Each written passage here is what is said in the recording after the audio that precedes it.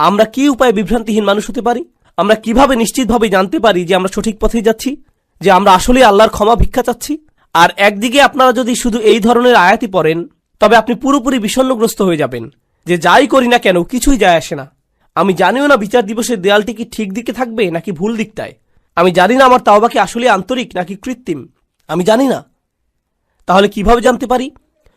কোরআনের একটি স্থান নিয়ে এত এত আলিম কথা বলেছেন, কোরআনের এত এত স্পেশালিস্ট মুতাদাব্বিরিন এটা নিয়ে কথা বলেছেন যে এই স্থানে আল্লাহর ক্ষমাপ্রাপ্তির বিষয়টা সবচাইতে বিস্তারিতভাবে আলোচনা করা হয়েছে।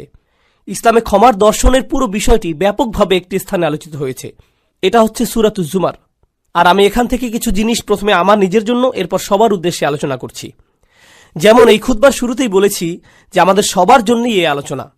এই আয়াতগুলো সম্পর্কে আমি আপনাদের বলেছি, এর মানে এই নয় যে আমার এগুলোর দরকার নেই। এমন নয় যে আমি জান্নাতের গ্যারান্টি পেয়ে গেছি, আপনারা এখনো পাননি। বরং আমাদের সবার অবস্থা একই এখানে। আল্লাহ তাদের সম্পর্কে বলছেন যারা ইসলাম সম্পর্কে কথা বলে। আল্লাহ বলছেন, ওমান আহসানু ক্বালাম মিম্মান দাআ ইলাল্লাহ ওয়া আমিলা সলিহান ওয়া ক্বালা ইন্নানি মিনাল মুসলিমিন। আর তার চেয়ে কার কথা উত্তম যে আল্লাহর দিকে মানুষকে আহ্বান জানায় এবং নিজেও সৎ কাজ করে? এর মানে সে নিজেও আমলের ঊর্ধ্বে হতে পারবে না। শুধু কথা বলাই যথেষ্ট না, তার নিজেকেও আমল করতে হবে। ওয়া ক্বালা ইন্নানি মিনাল মুসলিমিন। আর সে স্পষ্টভাবে বলে দেয়, আমি মুসলিমদের অন্তর্ভুক্ত। এর দুইটি অর্থ। এক, সে মুসলিম হিসাবে গর্বিত। আর দুই, সে নিজেকে অন্যান্য মুসলিমের চাইতে উত্তম মনে করে না, সে নিজেকে বেশি ভালো মনে করে না। তাই আমরা সবাই একত্রে, সবারই একই অবস্থা। আল্লাহর সামনে অন্তত এই দুনিয়াতে কেউই একজনের চাইতে অন্যজন উত্তম অবস্থায় নেই। আর শুধু আল্লাহই জানেন যে বিচার দিবসে আমাদের অবস্থা কি হবে। আর আল্লাহ এখনো জানেন আমাদের অন্তরের অবস্থা কেমন। যে আয়াতটি দিয়ে আপনাদের বলতে চাচ্ছি এখানে, তা আশা দিয়ে শুরু হয়। এটা গুরুত্বপূর্ণ, কারণ আমাদের দিন আশা দিয়ে শুরু হয়, ভীতি প্রদর্শন দিয়ে নয়। এটা সাবধানবাণী দিয়ে শুরু হয় না। যদিও আমার খুতবা তাই দিয়ে শুরু হয়েছিল, কারণ আপনাদের অনেকেই ছোটবেলা থেকে সবচেয়ে বেশি যেটা শুনে বড় হয়েছিলেন তা হচ্ছে ইসলাম ভয় প্রদর্শন দ্বারা পূর্ণ। আমাদের দিনে অনেক ভয় দেখানো হয়েছে, এটা করলে আল্লাহ তোমাকে ধরবে। বাচ্চাকাল থেকে বাবা মা এটা বলে আসছে, তুমি হারাম কিছু করলে আল্লাহ তোমাকে অনেক শাস্তি দেবেন, এই ধরনের শাস্তি, জাহান্নামে ওই ধরনের শাস্তি, এই শাস্তি। এগুলো কোত্থেকে শুরু হয়? কুল। নবীজিকে বলতে বলা হচ্ছে কুল, ওদেরকে বলে দিন। এই কুলটি গুরুত্বপূর্ণ, কারণ মুসলিমদের জন্য তখন আশার বাণী তাদের রাসূলের মুখ থেকেই শোনা জরুরি ছিল সাল্লাল্লাহু আলাইহি সাল্লাম। আর এই সুন্নতের ধারাবাহিকতা রক্ষায় আমরা এই আশা কিন্তু শুধু কিতাব থেকেই পাই না, বরং যারা রাসূল সাল্লাল্লাহু আলাইহি সাল্লামের উত্তরাধিকার বহন করেন তাদের কাছ থেকেও আশা পাই। এই লিগাসি বহনকারী হিসাবে আপনি আমি, আমাদের উচিত ছিল অন্যদের আশার বাণী শোনানো। এই কুল শব্দের মধ্যেই, এই কুল শব্দটির মধ্যেই এই বিষয়টা সন্নিহিত। কুল ইয়া ইবাদিয়াল্লাযীনা আসরাফু আলা আনফুসিহিম। তাদেরকে বলে দিন, আমার বান্দারা, আমার দাস, আমার বান্দা যারা নিজেদের বিরুদ্ধে চলে গিয়েছ। আরবিতে ইসরাফ মানে সীমা অতিক্রম করা, উচিতের বাইরে চলে যাওয়া। যদি আপনি বেশি খেয়ে খাবার গলা পর্যন্ত চলে এসেছে এমন অবস্থা হয়, তাহলে আপনি খাদ্য গ্রহণে ইসরাফ করেছেন, বেশি খেয়ে ফেলেছেন। যেখানে বেশি খরচ করা উচিত নয় সেখানে অতিরিক্ত খরচ করে ফেললে আপনি খরচে ইসরাফ করেছেন। প্রতিশোধ নিতে গিয়ে কারো উপরে চরের বিপরীতে যদি 10 গুণ চর দিয়ে বসেন, তাহলে আপনি প্রতিশোধ গ্রহণে ইসরাফ করলেন। ইসরাফ মানে বাড়াবাড়ি করে ফেলা। আল্লাহ বলছেন, আমার বান্দারা যারা নিজেদের বিরুদ্ধে বাড়াবাড়ি করে ফেলেছ, তারা অনেক ক্ষেত্রে যা করার তার চাইতে বেশি করে ফেলেছে। কিন্তু আল্লাহ বলেননি ইসরাফ কোন ক্ষেত্রে, সম্পদের ইসরাফ নাকি কথাবার্তার ইসরাফ নাকি গাফলতির ইসরাফ। ইসরাফটা কিসের এখানে, বাড়াবাড়ি কোথায় হয়েছে? আল্লাহ এটা নির্দিষ্ট করেননি, কারণ আমরা অনেক কিছুতেই বাড়াবাড়ি করি। আপনি অতিরিক্ত অলস হতে পারেন, আপনি বাড়াবাড়িভাবে রাগী হতে পারেন, আপনি অতিরিক্ত লোভী হতে পারেন, আপনি অনেক কিছুতেই বাড়াবাড়ি করতে পারেন, অনেক কিছুতে অতিরিক্ত করতে পারেন। আর আল্লাহ বলছেন, তোমরা যেই বাড়াবাড়ি করে ফেলেছো নিজেদের বিরুদ্ধে, এটা আরেকটা জিনিস। আল্লাহ কিন্তু বলতে পারতেন ইয়া ইবাদিয়াল্লাযীনা আযলামু, যারা পাপ করেছো, যারা ইরতাকাবু সাইয়্যাতু, পাপ কাজ সংগ্রহ করেছো। না, বরং বললেন আসরাফু আলা আনফুসিহিম। এটা কি ইঙ্গিত দিচ্ছে? ইসরাফ হয় যখন কেউ নিজের জন্য বেশি বেশি চায়, আর নিজের জন্য বেশি চাবার কারণে আপনি ভাবছেন এটার ফলে আপনি বেশি কিছু পাবেন। আর আল্লাহ এই আয়াতের বাস্তবতা বলছেন, তিনি বললেন আসরাফু আলা আনফুসিহিম, তিনি লি আনফুসিহিম বলেননি। তিনি বলেছেন, তোমরা নিজেদের বিরুদ্ধে বাড়াবাড়ি করেছ, নিজের জন্য করনি। তুমি ভাবছিলে তুমি গিয়ে সীমা অতিক্রম করেছ, কারণ এতে তোমার জন্য কিছু থাকবে। কিন্তু বাস্তবতা হলো, প্রত্যেকবার এমনটা করার সময় এটা তোমার বিরুদ্ধেই গিয়েছে। আলা আনফুসিহিম লা তাকনাতু মির রহমাতিল্লাহ। তুমি যদি এটা মেনে নাও, আর আমি যদি মেনে নেই যে আমরা কিছু জিনিস বাড়াবাড়ি করেছি, কিছু জিনিসের সীমা অতিক্রম করেছি, তাহলে আল্লাহ বলছেন, কোনোভাবেই আশাহত হইও না। এটা হলো সিদ্দাতুল ইয়াইস আল কুনুত। সিদ্দাতুল ইয়াইস, প্রচণ্ড হতাশা, খুবই বিষণ্ণতা। এখানে কি শিখতে পারছি? গুনাহ, মন্দ কাজ, এগুলো আমাদেরকে হতাশ করে দেয়। তারা এমন অনুভূতি আনে যে আল্লাহ তো আর আমাকে ক্ষমা করবেন না, আমার অবস্থা তো খুব খারাপ, তাই না? ক্ষমা চাবার অর্থটাই বা আর কি? আমি কি করছি জানেন? আমি কি কি কাজ করি সেগুলো জানেন? আপনি না জানলেই ভালো ভাই, আমি খুবই খারাপ। আর এই সময় ভাবছেন, এই সময় এসে ক্ষমা চাবার মানেটাই বাকি। আর আল্লাহ জানেন এই চিন্তাগুলো ওসব মন্দ কাজের থেকে উৎপন্ন হয়। আবার কেউ বলে, ক্ষমা চাও নিয়ে আমি আর ভাবতে পারবো না। আসলে যারা ভালো মানুষ তারা তো ইস্তেগফার ইত্যাদি করে, আমি তো অনেক অনেক খারাপ কাজের মধ্যে জড়িত। তাছাড়া এসব থেকে দূরে থাকবো সেটাও না, একেবারেই আশাহীন হয়ে যাও। তাছাড়া এসব থেকে দূরে থাকবো সেটাও আপাতত হচ্ছে না। আল্লাহ বলছেন, লা তাকনাতু মির রহমাতিল্লাহ। নিজেদেরকে আলাদা করে ফেলো না, আশাহত হয়েও না, একেবারেই আশাহীন হয়ে যেও না আল্লাহর ভালোবাসা, যত্ন আর ক্ষমা থেকে। আল্লাহ তোমাকে ভালোবাসা বন্ধ করেননি, তোমার খেয়াল রাখাও বন্ধ করেননি। এমন কখনোই না যে আল্লাহ তোমার প্রতি ক্ষমা দেখাতে আর আগ্রহী নন, এমন কিছুই না। আপনি নিজেকে বলেন, আল্লাহ মনে হয় আমাকে শাস্তি দিতেই চান। না, এটা আপনার ধারণা, আল্লাহ বলেননি, আপনি বলছেন। আল্লাহ কোরআনে কখনোই বলেন না যে আপনাকে শাস্তি দিতে চান, বরং তিনি উল্টোটাই বলেন, মা ইয়াফআলুল্লাহু বিআযাবিকুম। আপনাকে শাস্তি দিয়ে আল্লাহর কি লাভ? তিনি কেন শাস্তি দিবেন আপনাকে? হুবহু এটাই বলেছেন আল্লাহ। দেখুন, কিছুদিন আগেই অসাধারণ এক হাদিস পড়েছি, এটা আমার দৃষ্টিভঙ্গি একেবারেই বদলে দিয়েছে। আপনাদেরকে এটা আগেও বলেছি যে আল্লাহ আমাদের সকলের জন্যই জান্নাতে ঘর বানিয়েছেন, প্রত্যেকটি মানুষের জন্যই, মুসলিম বলেন অমুসলিম বলেন সবাই, আমাদের প্রত্যেকের জন্যই জান্নাতে একটি বাড়ি বানানো আছে, আমাদের জন্যই অপেক্ষা করছে। একটি পরিবার অপেক্ষা করছে সেখানে। কেউ কেউ পরিবার বলতে বোঝেন যে তিনি আপনার আর আপনার পরিবারের জন্য জান্নাতের গ্যারান্টি আগেই দিয়ে রেখেছেন। শুধু কিছু মানুষ যেতেই চায় না, কিছু মানুষ জান্নাতেই যেতে চায় না, আর তাই জান্নাতে অনেক খালি বাসা পড়ে থাকবে যখন মানুষজন যাবে। আর আল্লাহ বলছেন, এই ঘরগুলো উত্তরাধিকার হিসেবে মুমিনদেরকে দেয়া হবে। উলাইকা হুমুল ওয়ারিসুন, সেগুলোকে মুমিনদের জন্য উত্তরাধিকার হিসেবে দেয়া হবে। যারা নিজের পরিবার সহ জান্নাতে আনন্দ করতে চায়নি তাদের ঘর। আল্লাহ কোরআনে বলছেন, আল্লাযীনা খাসিরু আনফুসাহুম ওয়া আহলিহিম ইয়াওমাল কিয়ামাহ। যারা নিজেদের আর নিজেদের পরিবারকেও হারিয়ে ফেলেছে বিচার দিবসে। নিজের পরিবারকে কিভাবে বিচার দিবসে হারিয়ে ফেলে? কারণ পরিবার তো অপেক্ষাই করছিল, পরিবার তো জান্নাতেই ছিল, সুন্দর এক জীবন তো ছিল ওখানে। তাই আল্লাহ আযজা ওয়া জাল্লা এই আয়াতে বলছেন, ইন্নাল্লাহা ইয়াগফিরুয যুনুবা জামিআ। দয়া করে খোলা কানে এই আয়াতগুলো শুনুন। রমজানের আর যে কয়দিন বাকি আছে সেগুলোর সুযোগ নিন, নিজেদের জন্য আর আপনার পরিবারের জন্য হলেও। ইন্নাল্লাহা ইয়াগফিরুয যুনুবা জামিআ। আল্লাহ ক্ষমা করে দিবেন সমস্ত গুনাহ, সব একত্রেই। আর এটা কোরআনের একটা মিরাকল। কোরআনের সবচেয়ে বড় উপহারগুলোর একটি এই যে আল্লাহ বলেছেন জুনুব, তিনি সাইয়্যাত বলেননি। কারণ আরবিতে সাইয়্যাত হলো গুনাহ, আর জুনুব তার চাইতে ছোট। আর আল্লাহ বলছেন তিনি ছোটগুলোকেও ঢেকে রাখবেন। আসলে ছোটগুলোর নাকচ করা বড়গুলোকেও অন্তর্ভুক্ত করে ফেলে। যেমন আল্লাহ যদি বলেন, আমি তোমার বড় গুনাহগুলো মাফ করে দেব, এর মানে তিনি ছোট গুনাহগুলো হয়তো বাদ দেবেন। তিনি বলছেন, আমি তোমার ক্ষুদ্রতম গুনাহটিকেও ক্ষমা করব। তোমার আমলনামা এতই পরিষ্কার করে দেব যে তাতে একটুও দাগ থাকবে না, সবকিছু চলে যাবে জামিআন, সবকিছু একত্রেই। ইন্নাহু হুয়াল গফুরুর রহিম। কোনো সন্দেহ নেই, তিনিই একমাত্র যিনি প্রচণ্ডভাবে ক্ষমাশীল, প্রচণ্ড ক্ষমাশীল তিনি। আর তিনি সর্বক্ষণই প্রেমময়ী, সর্বক্ষণই করুণাময়, সর্বক্ষণই যত্নশীল। এটাই ক্ষমার ব্যাপারে প্রথম বার্তা দেবার কথা ছিল। আল্লাহ সবকিছু মাফ করে দিতে প্রস্তুত। আল্লাহ আপনার সবকিছু একেবারে নতুন করে শুরু করতে প্রস্তুত। তবে সেটাই কিন্তু একমাত্র নয়। কেউ এই আয়াত পড়ে ভাবল এটাই আয়াতটির বার্তা। না না না না, দেখুন, আমের বা নির্দেশ কিন্তু এখনো চলছে। তাই পরে আয়াতটি পড়ার পদ্ধতি হল, উল ইয়া ইবাদিয়াল্লাযীনা আসরাফু আলা আনফুসিহিম আনিবু ইলা রাব্বিকুম। এটা ঠিক এমনই, এভাবেই বোঝানো হচ্ছে।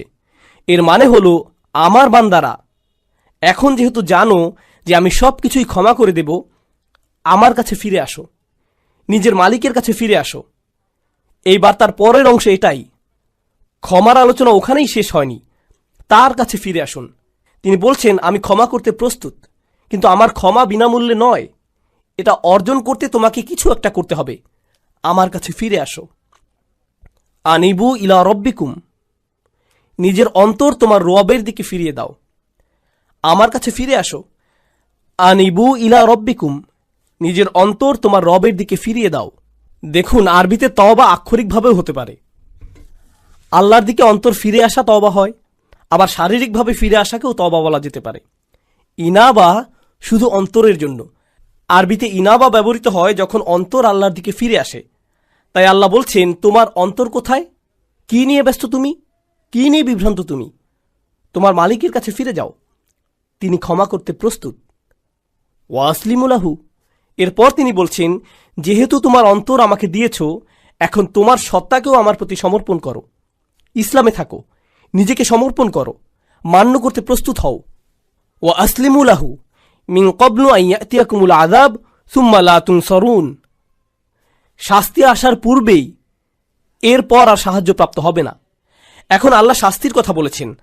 এমন না যে আয়াতে শাস্তির কথা নেই, আছে, কিন্তু শুরু হয়েছে কি দিয়ে? শুরু হয়েছে উৎসাহ দিয়ে, যে দেখো আমি সব ক্ষমা করতে প্রস্তুত, কোনো শাস্তিই তোমাকে দেয়া হবে না। তুমি যদি চাও তবে আমার কাছে ফিরে আসো, নিজেকে আমার কাছে সমর্পণ করে দেওয়া উচিত তোমার। আর তাড়াতাড়ি করো এটা। এমন ভেবো না যে অনেক সময় হাতে আছে। এমন লোকদের অন্তর্ভুক্ত হয়েও না বিচার দিবসে যাদেরকে বলা হবে তারা বাস্তুম। ভেবেছিলে তোমাদের হাতে অনেক সময়, যে দেরি করলেও হবে, তাই না? এটা যেন ফি মাআনাতা আখারতুম, তুমি বিলম্ব করেছিলে, অনেক সময় আছে আরো, থাকুক, বাদ দাও। এই ধরনের কথাবার্তা, এমন ধরনের লোক হবে না। আল্লাহ বলছেন, শুরু করে দাও মিন কবলি। এই মিনকে বলে মিনা তাজিল, শাস্তি আসার ঠিক আগে আগে। আমি বলছি শাস্তি হতে কিন্তু দেরি নেই, কাছেই। বিচার দিবসের কথা বললে অনেকে মনে করেন বিচার দিবস অনেক দেরি, তাই না? ইন্নাহুম ইয়ারাউনাহুম বাঈদা, তারা মনে করে ওটা হতে অনেক দেরি। অনারাহু করিবা, আল্লাহ বলছেন আমরা দেখেছি যে এটা শীঘ্রই। কিন্তু আমাদের প্রত্যেকে, আমরা কখন যাব? আমরা কি ঈদের দিন আদৌ দেখতে পাবো? কে জানে? কে জানে আমরা কবে যাব? কে জানে মৃত্যুর ফেরেশতার কাছে আল্লাহ কি লিখে দিয়েছেন? আমরা পার্কিং লট পর্যন্তও কি যেতে পারবো? কে জানে? আমরা কেউ জানি না। আর আমাদের মৃত্যু হলেই মান মাতা ফাকাদ কামা কিয়ামাহু, যে চলে যায়, যেই মারা যায় তার কিয়ামত শুরু হয়ে যায়। আপনার কিয়ামতের জন্য ইয়ামুল কিয়ামা, পুনরুত্থান দিবসের জন্য অপেক্ষা করতে হবে না। এক সেকেন্ডেরই ব্যাপার এটা। আর ফেরেশতা যখন চলে আসবেন, তিনি বলবেন না, ও সরি, আপনার 5টা একটা মিটিং আছে না, তাহলে পরে আসছি। এমনটা কিন্তু হবে না। যখন যাবার সময় চলে আসবে, যেতেই হবে, কোনো দেরি হবে না। তাই আল্লাহ বলছেন, আর দেরি করো না, নিজের অন্তরকে আমার দিকে ফিরিয়ে আনতে আর সমর্পণ করতে বিলম্ব করো না। ওয়া আনিবু ইলা রাব্বিকুম ওয়া আসলিমু লাহু। তাছাড়া আমাদের দিনের সৌন্দর্যটা দেখুন। কেউ যদি খুতবাতে বসে বসে সিদ্ধান্ত নেয় যে সে আল্লাহর দিকে ফিরে আসবে, সে এখনো কিন্তু কিছুই করেনি। সে কিন্তু এখনো তার জীবনধারা সম্পর্কিত কিছুই বদলায়নি। সে এখনো তার আয়ের উৎস নিয়েও কিছু করেনি, কিংবা তার আচরণেও পরিবর্তন আসেনি। সে শুধু অন্তরে নিয়ত করেছে যে সে ভিন্ন মানুষ হয়ে যাবে। আর সে বের হয়ে যাবার সময়, কিংবা সে তার পরিবারের সাথে দেখা করার আগেই আল্লাহ হয়তো তার জীবন নেবার সিদ্ধান্ত নিলেন। সে ক্ষমা পেয়ে যাবে। সে তো পরিষ্কার, সে আল্লাহ দিকে ফিরে এসেছিল, এটাই যথেষ্ট। সুবহানাল্লাহ। আমি একজন লোককে চিনতাম নিউ ইয়র্কের এক মসজিদে, বেশ বড় মসজিদ, ম্যানহাটনের 96 স্ট্রিট, সেখানকার সবচেয়ে বড় মসজিদ। আর এটার সামনেই বিশাল বড় একটা অ্যাপার্টমেন্ট কমপ্লেক্স। সেখানে এক হিন্দু লোক বাস করত। মসজিদটাও সেখানে যুগ যুগ যাবৎ ছিল। সে প্রতিদিন সেই দিক দিয়ে যেত আর শুনত, কারণ তারা মাইকে আজান দিত। তো তিনি আজান শুনতেন, সবসময় সেটা শুনতে পেতেন। 96 বছর বয়স। মসজিদে এসে বললেন, আমি মুসলিম হতে প্রস্তুত। 96 বছর বয়স। শাহাদা পাঠ করলেন। 2 দিন পর মারা গেলেন। 96 বছরের শিরক, 96 বছরের গাফলা, এরপর তিনি আল্লাহর কাছে ফিরে এলেন, সেটাই যথেষ্ট হয়ে গেল। সব পাপ মুছে ফেলা হলো, সকল মন্দ কাজকে ভালো কাজে পরিণত করে ফেলা হলো তার জন্য। ইন্না লিল্লাহি ওয়া ইন্না ইলাইহি রাজিউন। এটাই আল্লাহর দয়া, কারো প্রতি এটাই আল্লাহর ভালোবাসা যে চলে যাবার পূর্বেই আল্লাহ তাদের ফিরে আসতে দেন। ওয়া আনিবু ইলা রাব্বিকুম। এটা শুধু অমুসলিমদের প্রতি আহ্বান নয়, আমাদের জন্যও। আমাদেরও আল্লাহর কাছে ফিরতে হবে। এমন মনে করবেন না যে আমি শুধু খুব আধুনিকতাবাদী লিবারেলদের উদ্দেশ্যে কথাগুলো বলছি, এখানকার ধার্মিকদের উদ্দেশ্যে বলছি না, হিজাব সহ বোন কিংবা দাড়িওয়ালা সেই ভাইটির উদ্দেশ্যে না, না না না, সবার উদ্দেশ্যেই বলছি। আল্লাহ কিন্তু বিচার দিবসে আমাদের চেহারা দেখবেন না, আল্লাহ দেখবেন আমাদের অন্তরে কি আছে। আমাদের দেখতে কিছু করতে বেশি ধার্মিক ধার্মিক মনে হয়, তার মানে এই নয় যে আমরা অন্যের চাইতে ভালো অবস্থানে আছি, এটা শুধু আল্লাহই ভালো জানেন। ওয়া আসলিমু লাহু মিন ক্বাবলু আন ইয়াতিয়াকুমুল আযাব সুম্মা লা তুনসারুন। অত্তাবিউ, আদেশ এখনো চলছে। তোমাদের মধ্যে যারা পাপী, অত্তাবিউ আহসানা মা উনজিলা ইলাইকুম মির রাব্বিকুম। কি যে সুন্দর! আল্লাহ বলছেন, তোমাদের যা দেয়া হয়েছে তার সর্বোত্তমটি অনুসরণ করো, তোমাদের প্রতি নাজিলকৃতর মধ্যে সর্বোত্তমটি। এর অর্থ কি হয়? এর অর্থ হলো কোরআন। এর আগেই ওহী নাজিল হয়েছিল, কিন্তু মানুষের প্রতি নাজিলকৃত সর্বোত্তমটি হলো আল্লাহর এই কিতাব। আর কোনো কিছুই এর চাইতে উত্তম নয়। তোমরা কেন এর অনুসরণ করছো না? আল্লাহ এই আয়াতে আমাদের বলছেন, যারা তার দিকে ফিরে আসতে চায়, তার দিকে ফিরে আসার রাস্তাটি হলো তার কিতাবের অনুসরণ করা। আর না বুঝে কোনো মানচিত্র তো আপনি অনুসরণ করতে পারবেন না। আপনি দিক না চিনলে মানচিত্র কিভাবে অনুসরণ করবেন? আপনার আমার এই কিতাবের সাথে সরাসরি সম্পর্ক করা দরকার। যদি আপনি এই কিতাবটিকে উপেক্ষা করে চলছেন, তবে এই আয়াত আপনার জন্য। আপনি আমি যদি ক্ষমা চাই, তবে এই কোরআনের সাথে সরাসরি সম্পর্ক করতে হবে। এটা পড়ুন, কি বলতে চাচ্ছে সেটা বোঝার চেষ্টা করুন, আন্তরিকতার সাথে আল্লাহর কাছে দোয়া করুন, হে আল্লাহ, এই কিতাব বুঝতে আমাদেরকে সাহায্য করুন। আমি অনুবাদ পড়ছি, কিছুই বুঝছি না, আমাকে এর ব্যাখ্যা বুঝতে সাহায্য করুন। আপনি কি বলতে চাচ্ছেন আমাকে বলুন। ইয়া আল্লাহ, আরবি শিখা আমার জন্য সহজ করে দিন, যেন আমি আপনার কিতাবের সাথে সম্পর্ক করতে পারি। আল্লাহ আপনার জন্য সহজ করে দিবেন। তিনি করবেন না এমন হবে না। সমস্ত মানব জাতির প্রতি এটা খোলা দাওয়াত। তিনি বলেছেন তিনি সহজ করে দিবেন। আমি তো এটা আপনার জন্য সহজ করে দিতে পারবো না, আল্লাহ পারবেন। ওয়ালাকাদ ইয়াসসারনাল কুরআনা লিযিকরি। তিনি বলছেন আমরা তো কোরআন সহজ করে দিয়েছি। তিনি বলেননি লিল আরব। তিনি শুধু আরবদের জন্য সহজ করে দেননি, বরং পুরো মানব জাতির জন্য সহজ করেছেন। এটাই তার ওয়াদা। তাই তাকে কিছু আন্তরিকতা দেখান, নিজের পক্ষ থেকে কিছু প্রেরণা দেখান যে আপনি প্রস্তুত, যে আমিও ফিরে যেতে চাই। আপনি দেখতে পাবেন দরজা তার থেকেই খুলে আসছে। অত্তাবিউ আহসানা মা উনজিলা ইলাইক মির রাব্বিকুম। যা পাঠানো হয়েছে তার সর্বোত্তম অনুসরণ করো। অর্থাৎ এই কিতাবের চাইতে উত্তম বার্তা, উত্তম উপদেশ তো কখনোই তোমরা পেতে পারতে না। কোন মুসলিমের এই কিতাবের সাথে সরাসরি সম্পর্ক থাকা মানে উপদেশ পাবার জন্য সবসময় কেউ না কেউ থাকা, তার অন্তরকে শান্ত করার জন্য কেউ না কেউ সবসময় আছে। আপনি কোরআনের যে কোনো পৃষ্ঠা খুলে পড়া শুরু করুন, শান্তি আর সুখ পাবেন। আপনি খুশুখুজুর সাথে সালাত আদায় করুন আর আল্লাহর কথাগুলো তিলাওয়াত করুন, এমন সমাধান পেয়ে যাবেন যেটা কল্পনাও করেননি। আল্লাহর কথার মাধ্যমেই সেটা চলে আসবে আপনার কাছে।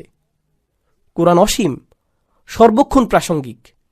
এটা এমন একটা কিতাব যেটা সর্বকালেই উপযুক্ত, আক্ষরিকভাবেই। কলেজে থাকতে আমি এক বন্ধুর সাথে এই এক্সপেরিমেন্ট করেছিলাম। তাকে বললাম, বন্ধু, সবাই তো বলে কোরআন হেদায়েত, চলো একটা এক্সপেরিমেন্ট করি। প্রত্যেকবার আমাদের কোনো সমস্যা হলেই চলো কোরআনের কোনো একটা পৃষ্ঠা খুলে পড়া শুরু করি, দেখি কোনো সমাধান পাই কিনা। আমরা এমন 2-3 মাস যাবত করলাম, আর সুবহানাল্লাহ, আমরা প্রতিদিন মেলাতাম। আমি এটা পেয়েছি, এই সমস্যা হয়েছিল, আর এই আয়াত পেয়েছি, আর আমি এটা খুঁজছিলামও না, শুধু কোরআন পড়ছিলাম আর সেটা চলে এলো। এটাই আমার জন্য আল্লাহর সমাধান। দেখলেন, আমার জন্য আল্লাহর উপদেশ এটা। সুবহানাল্লাহ, কি অসাধারণ ব্যাপার! এমনই তো হবার কথা ছিল। আমাদেরকে দেয়ার এর চাইতে উত্তম আর সুন্দর জিনিস আর কি হতে পারে, তাই না? এরপর আল্লাহ বলছেন, অত্তাবিউ আহসানা মা উনজিলা ইলাইক মির রাব্বিকুম মিন ক্বাবলি আন ইয়াতিয়াকুমুল আযাবু বাগতাতান ওয়া আনতুম লা তাশউরুন। শাস্তি তোমার উপর আসার আগেই, হঠাৎ করে, তুমি কিছু বোঝার আগেই। অন্য কথায়, যারা আল্লাহর কথাগুলো জানে এরপরেও আল্লাহর দিকে ফিরে আসার চিন্তা করে না, তাদের শাস্তি তো আসবেই। কারণ আল্লাহ তো তাদের রাস্তা দেখিয়েছেন, দেখো আমি তোমাদেরকে ক্ষমা করতে চাই, এই যে নাও কিতাব, নাও এটা। আপনি যদি না নেন তবে আল্লাহকে এরপর দোষ দিতে পারবেন না। তাই পরের আয়াতগুলো হলো যাদের ক্ষমা নিয়ে ভুল ধারণা আছে তাদের সম্পর্কে। এটাই হলো ক্ষমার আসল বুঝ। এই রাস্তাতেই আপনার যাবার কথা। আল্লাহ ক্ষমা করতে প্রস্তুত আছেন যদি আপনি পিছনে ফিরে আপনার বাড়াবাড়ির জীবন, গুনাহের জীবন ছেড়ে চলে আসতে চান তার কাছে। আর যদি ওহির মধ্যে সর্বোত্তম ওহির অনুসরণ করতে চান, যদি তা করতে চান, তাহলে ক্ষমার দরজা খোলা আছে। তবে আপনি আশায় পরিপূর্ণ থাকবার কথা। আল্লাহ আমাদের সবাইকে ক্ষমার যোগ্য বানিয়ে দিন। এরপর অন্যদিকে যখন হঠাৎ করে শাস্তি চলে আসে, আচ্ছা দেখুন, এগুলো সবকিছুই কিন্তু বহুবচনে ছিল। আয়াতটি ছিল বহুবচনে। এর মানে কি জানেন?